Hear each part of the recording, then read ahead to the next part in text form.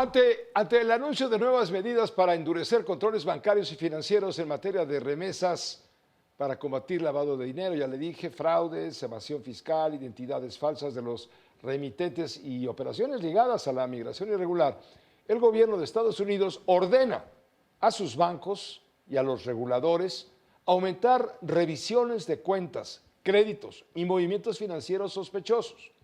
Con uno, Alejandra Cullen, la maestra más bancaria de la tele, tiene mucho para comentar esto de las remesas. ¿Cómo ves? 61,000 millones de dólares recibió México el año pasado en remesas. ¿Cuánto de eso es limpio? ¿Cuánto de eso es ilegal, sucio, puerco, marrano, cochino? Es una buena pregunta, Pepe, pero es muy difícil de contestar. Pero hay algunos datos que nos pueden ayudar a intuir Orientarnos. por dónde ha venido evolucionando esto y por qué para los americanos esto se ha vuelto un foco rojo. Hay en Estados Unidos alrededor de 40 millones de personas con ascendencia mexicana o que son nacidos en México o que son de primera, segunda y hasta tercera generación con origen o con ¿Hablas sangre de mexicana. mexicanos o latinos? No, mexicanos. Mexicanos. Cerca de 40. Son cerca de 40, 39.9 millones. Sí. De estos 40 millones, hay 11 millones de mexicanos que son de primera generación, es decir, nacidos en México que se fueron a vivir para allá. De estos 11 millones, hay alrededor de 5 que son indocumentados, es decir, illegal aliens, ¿no? Ajá. Ahora vámonos a los pesos, bueno, a los dólares. Los mexicanos, todos los 40 millones, mandan unos más, unos menos, pero se estima que los una 300, remesa… 400 Así es, una remesa dólares. promedio es de entre 300 y 400 dólares cada mes y medio más o Sí, menos. pero multiplícalo por… Bueno, en el caso de los ilegales, que son los que aquí serían directamente afectados, y estamos hablando de remesas, transmisión estrictamente de un ingreso de ellos, pues si te vas a 5 millones de personas multiplicada por 350 dólares, más o menos cada mes y medio, ponle 7 veces al año, más o menos, pues llegas a los 15,000 millones de dólares que, tomando en cuenta estrictamente dinero de remesas, o sea, de transferencia por ingreso de ellos, serían 15,000 millones de dólares que podrían dejar de llegar a nuestro país. Claro. Si a esto le sumas que de estos 61,000 millones de dólares que entran a México cada año por remesas, parte proviene de créditos, ¿no? Porque efectivamente hay en Estados Unidos no solo un mercado negro de identidades, porque hay un como mercado negro de Social Security Number que Estados Unidos ya detectó y que está tratando de remediar a través del Real ID que llaman, porque efectivamente se van como vendiendo o rentando estos números para permitir a los ilegales tener cuentas y eventualmente generar créditos. Y si te cachan con eso, parte de esos créditos posiblemente viene a México. Entonces, a esos 15,000 millones de base le tendrías que aumentar otro tanto que puede venir por créditos. Y la parte de crimen organizado es muy difícil porque hasta la fecha yo no he encontrado un solo estudio que logre hacer un estimado de cuánto ya no hace sentido, pero me regreso a los números. En 2018 entraron a México 31,000 millones de dólares. Y en 2024, en 2025, llegamos a los 60,000 millones. 61,000. Es decir, es casi el doble en 6 años. Pero no es como que emigró el doble de personas hacia Estados Unidos. Al revés, durante el periodo de Calderón, a la 4T no le gusta esto, pero empezó a reducirse la emigración de mexicanos hacia Estados Unidos.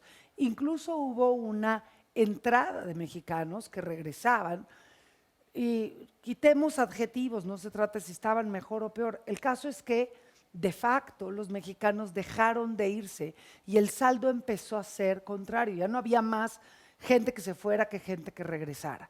Y a lo largo del sexenio de Peña Nieto, más o menos se mantuvo constante el número de gente que se iba. Para cuando llegó López Obrador, pues tenías más o menos un número estable que sí fue creciendo, sobre todo después de la pandemia. ¿Qué otro elemento puedes? Pero no es como que se duplicó el número de mexicanos que emigraron a Estados Unidos y empezaron a mandar dinero. Lo que sí pasó es que de repente México empezó a recibir a las caravanas, porque la administración López Obradorista decidió que México no tenía por qué cerrarle el paso a los Puertas migrantes. abiertas, ¿Te acuerdas? pásele, Las puertas pásele. abiertas. Y lo que sí se observa es que muchos de estos migrantes que vienen de distintos países del mundo Y hasta de África, ¿eh? Cuando tú vas a Tapachula, pues, ahorita no porque controlaron ya la entrada, pero había colas de hasta 2 días para poder cobrar la remesa. Y los migrantes lo que hacían, aunque no fueran mexicanos, es que iban a recibir dinero que les mandaban para que pudieran seguir su camino. A veces eran parientes, a veces era crimen organizado, de ahí hay algunas redes, de nuevo, yo no he visto un documento académico, serio, que tenga un seguimiento, donde puedas saber cuánto del dinero realmente llegaba a gente, donde te decían, ok, tú vas a doña Juanita, va a recibir $1,000 y de esos $1,000 te quedas con 300 y entregas 700 al crimen organizado, o ese tipo de movimientos hormiga. Se sabe que existen, pero no está documentado. Entonces es muy difícil estimar qué porcentaje es. Pero sí le va a pegar a México Pero tan solo por el miedo por de ilegales. que exactamente, los ilegales no van a querer ya arriesgarse a que les pidan su identidad y descubran que son ilegales. Acuérdate que los mexicanos... Y eso le va a pegar a la economía mexicana. Pues es que estás hablando de más o menos 15,000 millones de dólares O que quizá pudieran, más, claro. pueden ser más. Y directos, porque no pasan por el gobierno. No, estos Pasan son de base. a la familia, directamente a la familia, a los hijos, a la esposa. Que es el complemento más importante del ingreso de buena parte de las familias mexicanas, sobre todo en ciudades medias. Alguna y en vez zonas el rurales. gobernador de Zacatecas nos explicaba que del presupuesto federal del Estado es una cantidad de X, no sé, 300 millones. Bueno, con Zacatecas es las de los estados remesas que más era el reciben. doble. Así es. Era el doble. Así es es. decir, pero y si le quitabas a los migrantes, el dinero que ingresaban los migrantes, Zacatecas estaría en la miseria. No solo eso, antes había programas, por ejemplo, había un programa que se llamaba 3x1, que estaba desde finales de los 90 del siglo pasado, donde por cada peso que mandaba el migrante, un peso ponía el gobierno federal y un peso ponía el gobierno estatal para obra pública en los pueblos. Entonces, cuando tenías comunidades importantes, acuérdate que el fenómeno de migración es un fenómeno de redes. Entonces, se va una persona de un pueblo o de una población y luego lo alcanza su primo, el sobrino, la esposa, etcétera, y se van haciendo redes. Por eso, pues tienes Claro. pueblos que se quedaban, ¿te acuerdas?, como población fantasma. Pero esos reciben mucho dinero, porque son donde se quedaron la abuela, los hijos, los nietos. Y entonces, eso es lo que se lograba multiplicar para obra pública en estados como Zacatecas o Michoacán. Hoy ya no existe eso, existen cerros de dinero que llegan por los ilegales, que tenían la cédula consular.